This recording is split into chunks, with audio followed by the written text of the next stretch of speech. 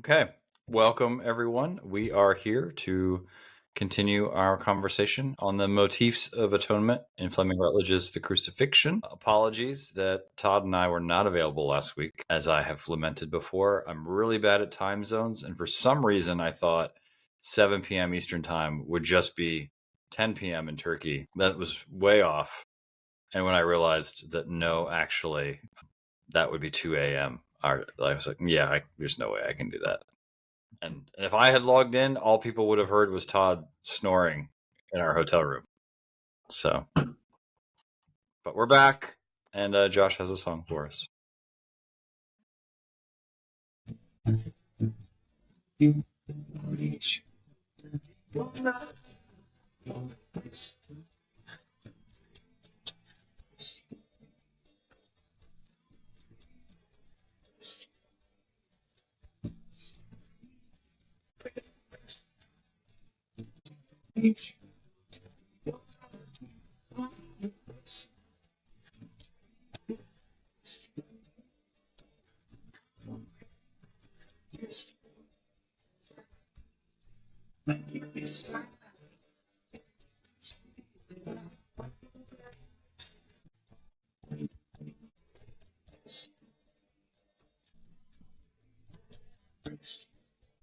I did think we were going to get Bob Marley's redemption songs. I've already played that one. Well, that's a good second choice, Josh.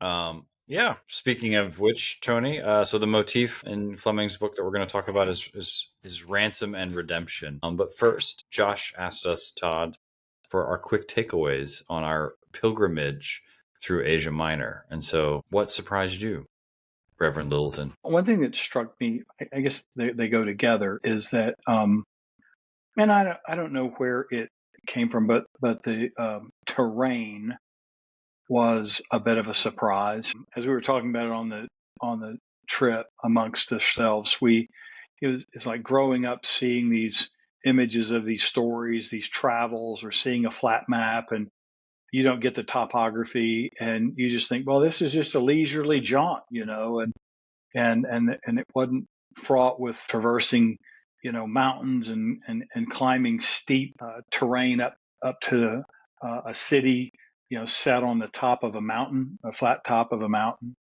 And so it wasn't a leisure missionary journey, if you will. So not only traveling that road, not only was, there are always the reminder of the obstacles of people placed in the way of the gospel work that Paul was doing, but it was actually a costly. I mean, it was physical. There was a physicality to it, and so you could see not just the sacrifice of trial and conflict, but just the physicality involved in getting that message to the various places that we know the missionaries traveled. And the second was similar, but in the opposite direction of when we went to Israel, where in Israel you realize just how compact the stories were. I think we've talked about it before, how a Capernaum, just seemed so small, if you will. It's a fishing village. It was small, not terribly populous, but standing the Laodicea or Ephesus, you realize, wow, this is a big place. There were lots of people, and so when you're walking away from the amphitheater, they're rehabbing, knowing that 50,000 people could fill that amphitheater. You realize, wow, there was a lot going on in this town, and then you realize that it was a port city. So a lot of ways to talk about the accessibility of the missionaries to move to and fro, and how the gospel could be heard and then carried by any convert in any direction. And so it's just the sheer kind of surprise that it wasn't just, small town in the Midwest sort of thing, but it was New York City, if you will, or it was Los Angeles, or it was Houston, Texas. Those were a couple of things that really struck me in my first thoughts, just about what you see. Yeah. I mean, for people to think, like, in between Antioch and Ephesus is basically Colorado. That's right. That it looked like the Rocky Mountains. And so it's not easily traveled even by car.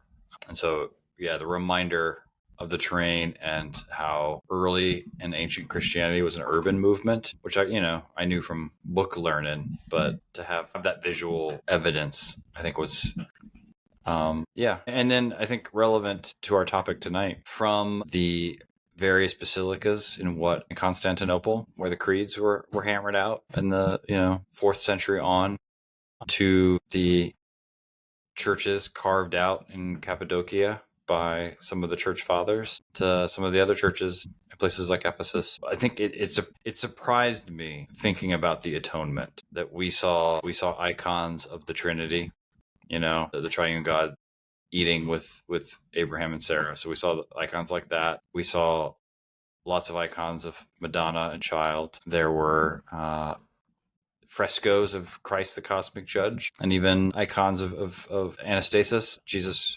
rescuing the dead saints from Hades, and a few Byzantine crosses, but there were no crucifixions. And so it was a visual reminder from the Church of the Apostles all the way up until like the late patristic period. The image that we take to be the central event of the gospel stories was not prominent in the early church. And so it was just a reminder that the part of the story that we privilege has not always been so with some of our brothers and sisters across time. So with that, we're now going to talk about ransom and redemption. And so Tony, since my lay leader told me you did such a great job last week, I thought we'd start with you this week. Maybe you. Okay. Well, let's see. I'll make two initial comments. One is just to remind us that Fleming's term here for all these things is motifs, and that's a kind of it suggests a certain non-mechanistic approach. It's elusive, as in ALLUSIVE. It's suggestive. It's poetic. So I think underneath all this is so much of American Christianity has turned the crucifixion into a kind of transactional proposition, propositional statement. And she's trying, I think, among other things, to just loosen us up a little bit and say, there's a lot of things flowing here and a lot of intertextual stuff between the Old Testament and what becomes the New, and just a depth of riches that you can kind of meditate upon in your mind. So I think, we tend to hear words like atonement, ransom, redemption, and we either go, I like that or I don't like that, and that's it. But she's trying to open it up a little bit more. And then I guess just a second comment is I was fascinated last week in terms of how she played with or explored the antipathy or the indifference or the whatever to sacrifice as a theme in our culture. In some ways, this one kind of turns the other side, because redemption stories are something we love in our culture. And what we love is, first of all, what we love is the crash, the celebrity, the famous preacher, the well-known person who turns out to have, awful stuff in their closet that somehow comes out. And then we love the redemption story. But this is a script up and down that plays commonly in American culture, I think. Chuck Colson comes to mind as I think, an authentic redemption story associated with Nixon, and really did awful things, and then went on to, a change of heart and a really effective ministry. Other redemption stories are not quite as persuasive, but anyhow, it just struck me that those two things: one, she's trying to loosen us up and free our imaginations from a very mechanistic approach to the atonement, and two, that in some sense redemption stories are very common in our culture. Whether they are like this redemption story or not is another question. Yeah, I think that's yeah. And yeah, so for folks, I think, Tony, to your point, Christians often talk in our culture about the cross and about the passion story in a sense that everything had to happen in exactly this way because of this motif or this theory or this Bible passage, as opposed to the Apostle Paul is confronted by the risen Christ, and that compels him to go back to the Bible and try to find ways that can account for the fact of this encounter. So it's not. So the Bible isn't this like Rubik's cube of motifs and passages that produce the cross. It's that the cross is a problem and is unimaginable until the fact of resurrection, and then the church goes back to the you know the multi-layered treasure of Israel's scriptures and tries to find language to articulate what has happened. And so so they're motifs and forms of speech. They're not. And it remains narrative as opposed Yeah. to, there's not a chapter that says, this is the meaning of the crucifixion. Yeah. Yeah. And I think particularly with this motif, if you just let the language lift the luggage, it can be powerful, right? If you try to turn it into an explanation, then it all kind of falls apart. Right. But Right. if you pick up this language from the Bible and proclaim it, it preaches. Yes. Yes, that was one of her points early on. And right. Yeah. And hey, Todd, I'm wondering, do you remember, you're the only other old guy here, and I'm even older than you. Do you remember when there were Bless reward you, Tony. stamps, and you'd fill a little booklet with these things and go to a redemption center and turn your booklet in and get a football or something like that? Yeah, I do. They were S&H green stamps. Yeah. And you go to the grocery store or you go to some retailers, and for whatever you bought, you'd be rewarded with these. And then they literally had books, and you fill these books with stamps, and you got a catalog, and you took it to the redemption center, as many books as you could turn in for, this is what I want. So you saved up for that thing that you wanted. Yeah, Right. This was a primitive form of the rewards programs. that's right. That's right. But I was thinking about it, fascinated. It was called the Redemption Center. Mm-hmm. Mm-hmm. That's right. And it wasn't a Pentecostal church either. No, I do. I kind of tracking a little bit. I liked when you said to free us up from a mechanistic explanation. I liked her teasing out the idea of these motifs as, in this particular, as as like a parable. And I because I'm always struck by those who are critical of, say, this particular motif, and actually use it as a whipping post for the overall narrative, and then eschew every other literal reading anywhere else. Right. And here she is really trying to, in a variety of ways, make take pains to say that that's when the motif, or if you will, the analogy, breaks down, when you overly literally apply all the features of a redemption narrative or redemption story, to go to your point of, I'm saving up these things to get them in exchange for that thing.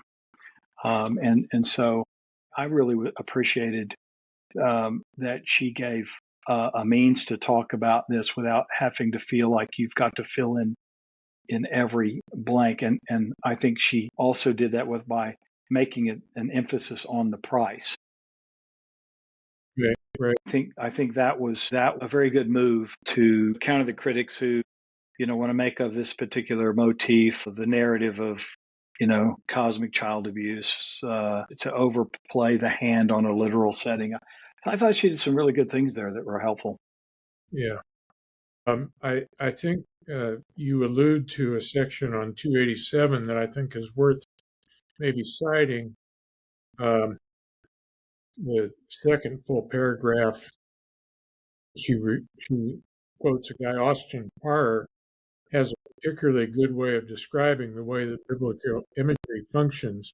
His term for biblical metaphors and motifs such as those of ransom and price is parable. Parr cites the same line in the Green Hill hymn, there is no other God. There is no other good enough to pay the price of sin. And then asks the imagery in these lines, and then asks if the imagery in these lines is literally true. Here is his answer. If you require a yes or no answer, you force me to vote for the negative. They are not true. But I shall vote with reluctance because the parable of the hopeless debtor redeemed by Christ's infinite generosity is an excellent parable. He explains that parables have gleams of truth, and the great merit of the parable is to convey passion or lay on moral color. When we break it down to a literal statement, the color fades and the passion evaporates. Oh, that was very good. Yeah, yeah. And a good example of that is in the next section. It's one of my favorite passages. She quotes 1 Peter chapter 1, 18 through 19. Right. You were ransomed not with perishable things such as silver or gold, but with the precious blood of Jesus Christ, like that of a lamb without blemish or spot. That's just a powerful passage. It is. It is. It is. And I was thinking, not just with ransom and redemption, but also with the motif of blood sacrifice. So often we put the focus on the expense to Christ, the pain suffered, the suffering endured, the cost to the Son. But what all these metaphors, these motifs, and like First Peter, what they're really getting at is how much God desires you, Tony. Right. Right. Yeah. And yeah, it's a puzzle as to why we revel in the suffering and the blood in that sense, a la Mel Gibson. I've forgotten the title of his movie of some time now, but it was just, it was kind of just all about that, as in contrast to the Gospels that are quite restrained. Josh, you've been quiet. Yeah. I mean, you already said it's poetic language. It's filling out this moral color to describe who God is and how God is, right? That part of the idea of a ransom in the first place is taken up from in the Old Testament scriptures. We have this idea of a goel, a kinsman redeemer, somebody who's going to come up after you, take up your burden to care for you. And that language on its own is like a pointing finger, but it doesn't fill it out. It simply gestures to say that's not a bad picture of what God does in Christ by the power of the Spirit for us. He comes in search of us. He bears our burden. He pays the ultimate price in that he's willing to give all of himself to come in search of the lost sheep until he finds it. Yeah. Todd. I think that there's a few questions going on in the chat, and I think they're addressed by Fleming again in a way that these should be viewed, these motifs, theories should not be played so literally, and I think that's why I hadn't thought of the way she talks about price as an emphasis, but then from there she spends a good bit of time, as you just pointed out, going back to find out, well, so let's go back to the narrative and find out kind of how that language or imagery is used, and it's deliverance, it's rescue, and so the word we hear as redemption cannot hold up under the weight of that sort of picture, because in its literal sense, nothing was paid to Pharaoh to let Israel go. And so I think that when redemption becomes associated with that idea of deliverance and of rescue, it prompts us to look at the idea of redemption in a different way, so that we're not locked into the old, God had to pay Satan for our freedom. Go ahead. No, I mean, it does become problematic, as she points out, if you try to make these motifs too literal in the sense of why does God have to pay is the devil God? And so Troy's asking here, ransom is something you pay to a kidnapper, also a Mel Gibson movie, FYI. most people don't feel that they are kidnapped. So speaking of paying their ransom may just produce a puzzlement. And I think Troy's right. But I think one of the things, that the church fathers in particular were wise in lifting up here with this understanding of ransom is that too often Christian language about the cross implies that God the Father has a really big problem with Tony, Josh, and Jason, and someone's got to pay for it. And so he makes Jesus suffer it instead. And by contrast, and that's certainly the sense you get, I think, in Mel Gibson's Passion movie. By his stripes we are healed is how the movie begins, right? But with the church fathers, they didn't see our sin as the problem so much as death and the devil. And maybe Troy doesn't go around his daily life thinking that he's in captivity to the devil. But, I think if you widen the frame and look at the wider world, like, yeah, we are in captivity to something that is beyond our volition and good intentions. And what the church was trying to get at with this metaphor is that in some way, Jesus Christ's work, his life, his death, his resurrection is the price by which we are set free from that we are redeemed from one master to another. And I think, yeah, if you put too much weight on that language, it falls apart. But I think it does speak to how we perceive ourselves in the world and the difference that Jesus makes. Well, there's an old line, there's nothing worse than a metaphor that's done its work. And these are metaphors, and you can't push them too far. I was a little bit surprised, though, that she came back to, affirming you've got to hold on to the price aspect. And it was consistent with the theme she's been at, which is there's a cost to this. There's a cost. This costs God something. Forgiveness is costly. So we may not like the word price, or we may, I don't know, but the idea that this is a price is paid is not to be abandoned. But isn't her emphasis on that God was in Christ Jesus? And so God himself is the one who's doing the for us in such a way that we don't, I think we're forcing some sort of transaction on the metaphor or the parable that I don't know that I feel terribly comfortable making of that. So is that because we are not sure what to do with the price, or is it trying to adjust to her description where she emphasizes it seems to anyway, emphasizes price over kind of a literal rendering of ransom? That's kind of what I saw her kind of, I don't know if it was a sleight of hand, it's necessarily, but it sure seemed to be that we talked about this parable, this figure of speech, this motif, this metaphor, but she then went to retain, this emphasis on price, and the cost of it was, here's what God, the triune God, does. Jesus, she says, is the price, also the Redeemer. So she's stacking these images on top of the one who gave himself for us. So I don't know, I may have just muddied the water.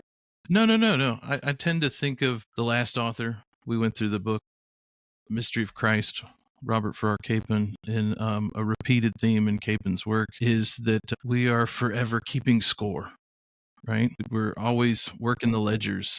And I think that, whenever somebody gives you a gift, what's one of the initial feelings that you feel? Obligation. I owe you something. Yeah. Yeah. Right.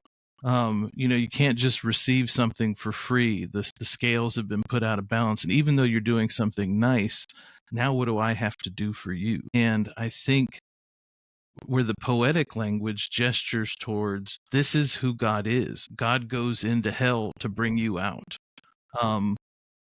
We look at that and we go, thank you. Now, what do you expect of me? Or we keep score with our fellow creatures, and we try to, worry about who's in and who's out. And so we wonder if we've said the right thing or done enough to be worthy of the gift. And so that's where I think we get mixed up about price. Price is, grace was costly, and it's what God was willing to do for us because that's who God is and that's what God's like. but that same cost for us is something we can never pay. But damn it, we're always going to wrestle with it. Yeah, on 291, she says this: pushing the idea of price out of the picture in the interests of one theological agenda or another is a grave mistake that deprives us of the very heart of the gospel message, namely, that God is involved in our deliverance. And if you skip down, she talks about the places where lutron is mentioned in Mark and Matthew, and somewhere about just past halfway in that last full paragraph, there are two implied contrasts that lend power to the Markan saying, that is, that to give his life as a ransom for many. There are two implied contrasts that lend power to the Markan saying. The first lies in the contradiction between the messianic figure from heaven and the coming down to be a ransom. The second is between the implied few and the explicitly identified many. The whole is a most startling statement, especially in its Markan context. The occasion for the saying is an embarrassing and childish display of jealousy among the disciples, two of whom, James and John, are seeking special privileges for themselves and consequently are the butt of the other disciples' understandable anger. And she goes on from there. So that's where I picked up that she's suggesting that you maintain the image of Christ, but for a particular reason, not to somehow revivify a literal description of ransom. She goes to emphasizing the price to emphasize who God is, what he's done, and the cost to God. That's what kind of left me kind of. I think I'm trying to figure out how to articulate this, and I do think, we started talking about our trip to, the missionary locales, right, of the early church, Todd. That it's important, I think, to remember that the Apostle Paul and others ventured beyond Israel, not with any of these New Testament texts, but only with the message that Jesus was raised from the dead, and their Old Testament. So to put too much focus on any of the gospel narratives themselves is anachronistic, and instead, like, to put yourself in that, that if I asked Tony to explain the unexplainable, something that happened that upended all of his categories of holiness and goodness and the way that God functions, and I told Tony the only ways that he could communicate what had happened were with his Bible. Like, he couldn't, that, like, these are the only words that you can use. Like that, this is what like, that's what the church was doing. And I think that's what, like, to Cody's point, and even Mei Li, I think that's why so many of these motifs bleed together. That it's really hard to talk about them as discrete motifs, right? That ransom and redemption, apart from the Exodus, Passover, like, it really, like, the story starts to fall apart. That, yes, no ransom was paid to Pharaoh, but, like, these two motifs, like, have to go together for it to make sense. That, that we have been rescued from a power that is like Pharaoh, and who was that paid for? I don't know, but like, Jesus is the second person of the Trinity, like a gift exceeding every debt. So yeah, he's of enormous price. I don't know. Maybe that's just me ranting. Well, one of the things that her emphasis on the not setting the Trinity against itself and God reconciling the world in Christ, the cross of Christ, it kind of makes me wonder what if we said more often God died on the cross? Yeah. I think that, there's maybe two sides. I'm sure there's two sides to that. Moltmann wrote a whole book about the crucified God, and he's not the first. But that overcomes the kind of the turning this into another transactional kind of thing. And we do tend to, we always tend to try to make sense of something that doesn't make sense to us by reference to past experience. Mm-hmm.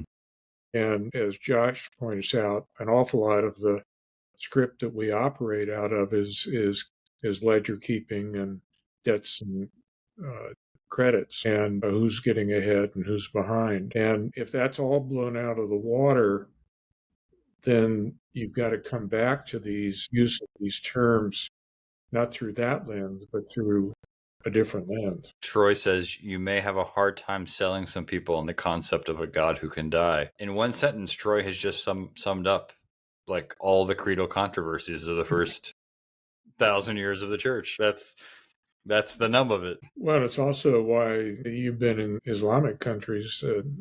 Jesus is not God because he died. That death. Yeah, Tony, I was thinking, that I think we tend to privilege Mark, Luke, and Matthew during Holy Week. That I think we which is odd because it's John's gospel, right, that is always assigned. But I think we tend to treat Jesus as like a passive victim. Yeah. That is like, that's somehow necessary. Yeah. But if you read the Gospel of John, like Jesus is large and in charge from the very beginning. Yeah. Yeah. This is a work of him with the Father and the Spirit. Nobody takes my life from me. Yeah, it's like all over the place. The last year I did Lent and Holy Week all through John, and the John Passion story is amazing. It's so contemporary. It's such an assault on the ways that institutions cover their ass. Mm-hmm. And I mean, it's incredible. And I do think, yeah, clearly you're right. Jesus is in charge. He's not a victim. It is finished, and that's a very important. But in a culture that celebrates victims, I've heard a fair number of Good Friday sermons that kind of just go down that road, and he's our companion. He's of all the victims without ever any triumph. Or like, think of all the Good Friday liturgies that just kind of read parts of the story, snuff out a candle, have the kind of somber, sedate mood of a funeral. But like if you read like the Gospel of John, like no, he's like, kicking down the doors of hell and death. Like I think a Good Friday service in the spirit of John needs to have some sort of the energy of Easter to it, because he's the active agent. Yeah. The thing that scares the shit out of us too, though, is that John's gospel, Jesus is not a victim, but he also shows us what humanity is. And as much as we play the ledger keeping game, I can turn sacrifice into something heroic and think that again should make me worthy of the gift. But Jesus shows me not being a victim, but giving myself out of love and just laying down my life. And that, I don't want to live into that picture of humanity. That goes against the grain of everything else that the world tells me how I'm going to make it. That's an incredible, that looks like powerlessness rather than power. And it's not power over, it's the power of attraction. It's the power of persuasion. It's love bleeding out rather than saying, you will obey me. And I think I was just thinking about this, Josh, that if you treat Jesus as the passive victim of humanity's sin and God's wrath, as we often do, you miss what Jesus is doing in the Passion, particularly in John, right? That, confronted with a faithless people who say we have no king but Caesar, right? Just imagine living in a time when religious leaders say we have no king but Caesar. I know it's really hard for us to imagine that, but just imagine that. And Caesar should have a third term. That's all I'm saying. But but on the cross, right? Like one of the things Jesus does is like, here is your mother, which is not him like, making sure his mom's going to be taken care of. It's like he's creating a new humanity. From this place of suffering and death, like he's working, like he's creating an alternative society. Yeah. Todd, when was the last time you used lutron in a sermon? If I had used the Greek word, they would have probably accused me of going charismatic. Oh, really? Wow. He's speaking in tongues. Actually, you should just memorize some Greek phrases, Todd, and just like shout them out and see if people confuse it for glossolalia. Hey, there have been plenty who've tried. I'm trying to Just looking through the notes here. I wanted to, while you're looking, Jason, highlight a section on 294 that I thought was particularly powerful. This is about the middle of the page, bottom of the first full paragraph. Jesus' ghastly death was in some ineffable way commensurate with the enormity of sin and death. By submitting to these powers, he overcame them. In him, a power strong enough to deliver the entire human race has appeared. As the Epistle to the Hebrews repeatedly says, once for all. This is surely at the very heart of the gospel. I thought that was powerful. And then in the next paragraph, under who is paying, some Trinitarian considerations, she just has one kind of line. He's talking about this. He says, it all depends on who we think Jesus is. And I think that's crucial.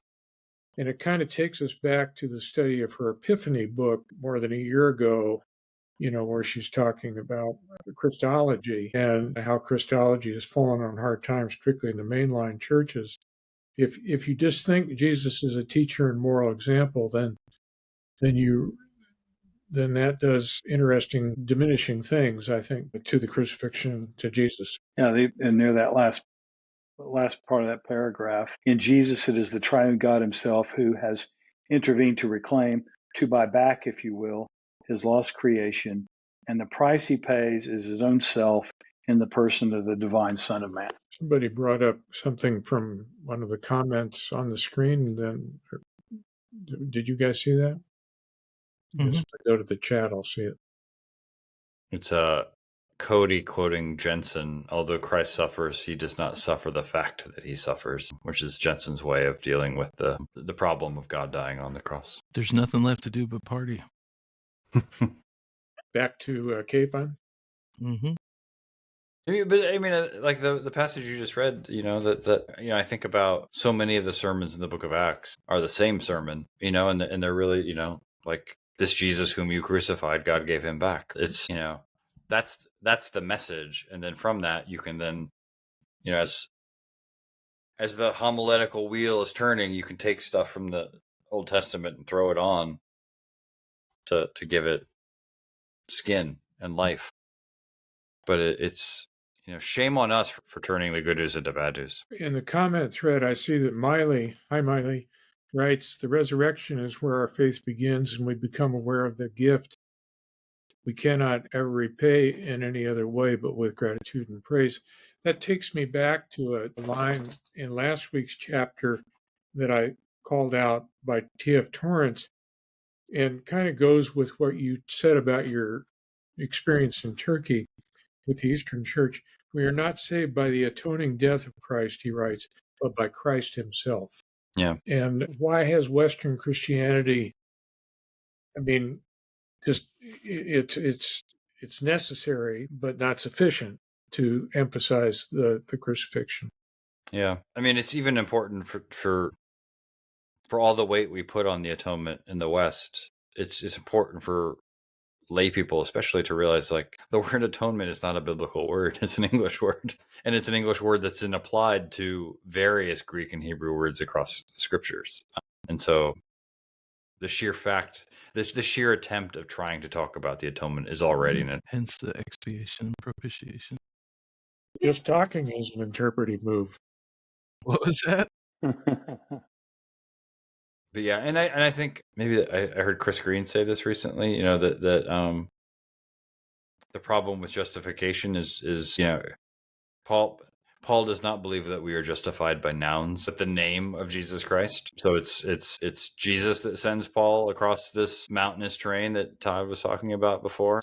It's Jesus who makes us one with the Father, not motifs and not theories. These are just ways that the scriptures have given us to speak of him, which is a good, yeah. So if the way you're talking about the cross sounds bad, it's probably not faithful, because Jesus is the one who saves us. But yeah, if it's intended to induce shame and guilt, maybe something is wrong. Yeah.